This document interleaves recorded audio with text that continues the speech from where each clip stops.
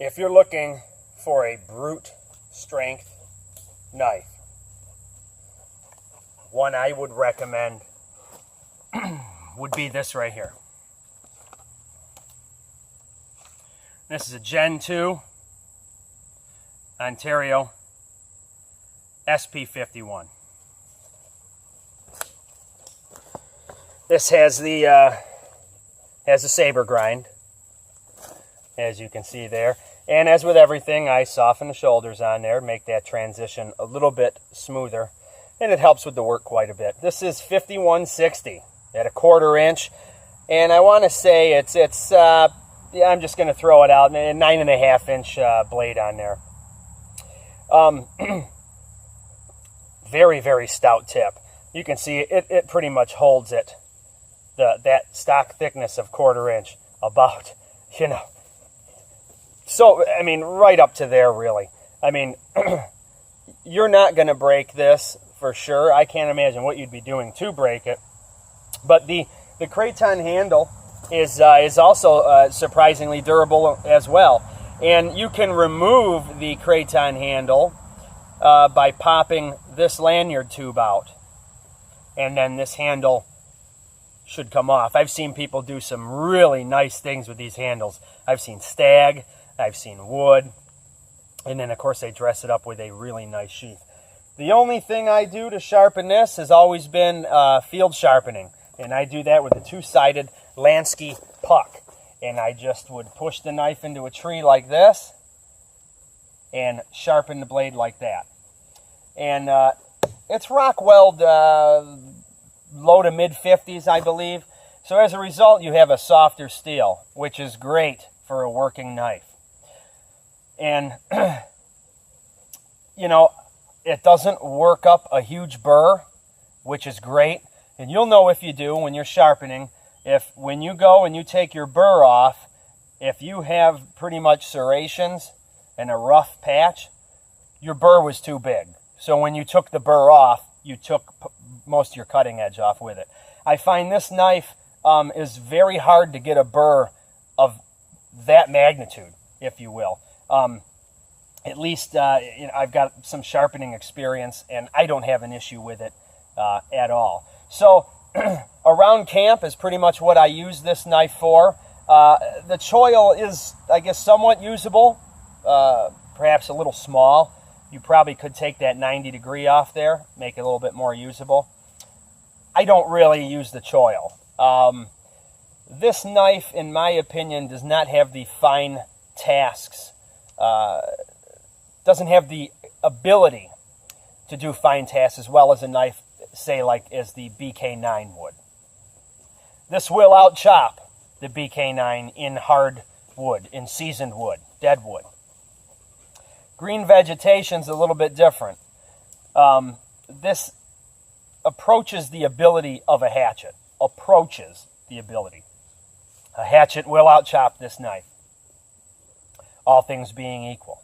Okay.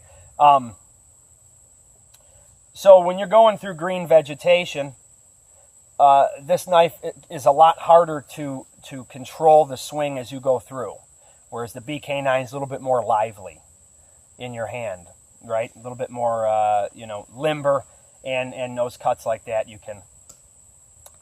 The Kraton handle does remove a lot of vibration, so the chopping is actually really, really nice. The sheath here is another. I don't have a problem with it at all.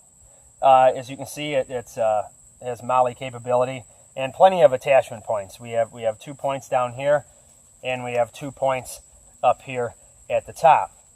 This knife has there's no retention in this knife. If it is not snapped, this knife will fall out, okay?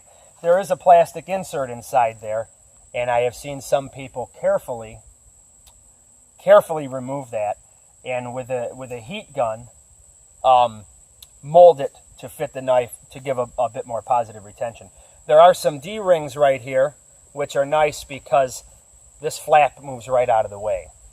Oddly enough, it's on the side that the blade is not on. So be careful. I think you probably could maybe have one here and not, if it's designed properly, and not have it come in contact with the cutting edge, because a few times I have scraped this, but nothing severe enough to cause, you know, any issue. I didn't cut into it. Generous belt loop right there, as you can see. Very, very generous belt loop. It's a heavy-duty sheath. It is a heavy-duty sheath. So, in here, because it's 5160, it will not readily throw a spark with a rock, right? Chert, flint, whatever it may be. So, I answer that question with part of a Nicholson file. And I also view things as, you know, with a kit mentality too. So this Nicholson file will throw a spark with a rock, but it will also give me a workable edge. If anything were to happen to this, I could maintain a workable edge with this to get me through whatever outing that I have. This is big enough to, at one point I had the Nicholson file and a ferrocerium rod with striker in this pouch. So it is big enough, and I suppose if you had a small secondary knife, you probably could fit that in there as well, if that's something you wanted. Perhaps like a Swiss Army knife, or a smaller multi-tool would probably work out fine there. So let's see the knife in a little bit of action. This here is a piece of maple. And we'll seat the knife there. Like I said, I primarily use this just as this, like a fro around camp. No problem. That 1/4-inch saber grind like that will blow stuff apart. You will be amazed. There's a small knot in this wood. So for all your kindling purposes and splitting wood and whatnot, this knife will serve no problem at all, as you can see.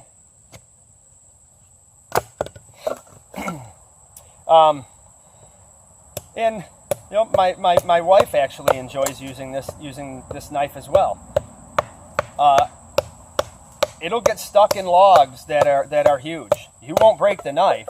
You just won't be able to get through the log. Remember, when we're tap splitting, you're going to be very careful, okay? You can hold the other side like this. Okay? You can hold the other side like this and seat your knife in there, all right? Or you hold down low. Just make sure you hold down low. Don't hold here, because sometimes the wood will give way. And it's called tap splitting for a reason, because we're just tapping this knife in. Tapping it in enough to get it to go through. So, as you can see, no problem. No problem at all with wood. Going right through stuff, man. Right through stuff.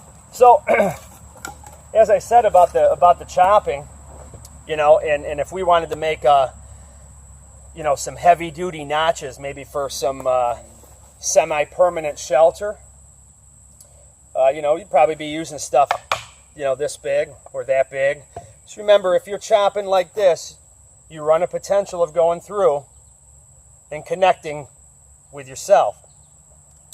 A good rule of thumb, and even with an axe, is if you keep the handle parallel to the ground or lower, you won't have that issue. So if I'm always swinging like this, if I miss, it's just going to come down rather than back at me. Okay? So, let's just see what it'd be like here if I wanted to set a notch. All right?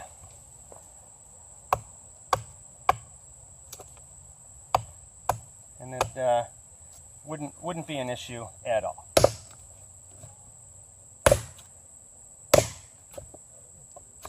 As you can see. So, good working knife, man, in my opinion.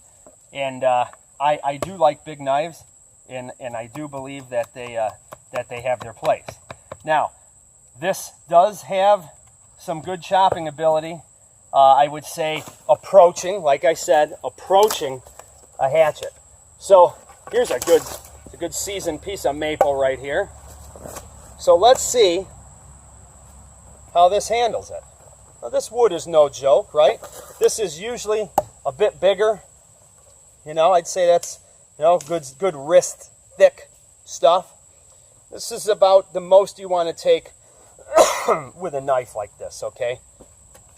Otherwise, you're really pushing you're exceeding limits with things, energy, and so on.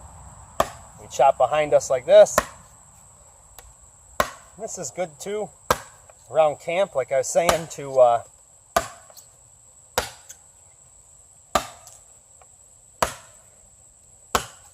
just get yourself usable pieces of wood.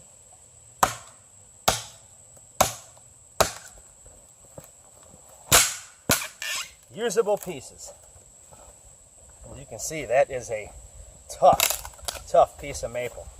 But it didn't take long, and my shots weren't all that accurate, and it still didn't take too long. So, in terms of a brute knife, this right here definitely works well. Doesn't it? Doesn't it, old guy? Yeah, you good boy. All right, so see this here now.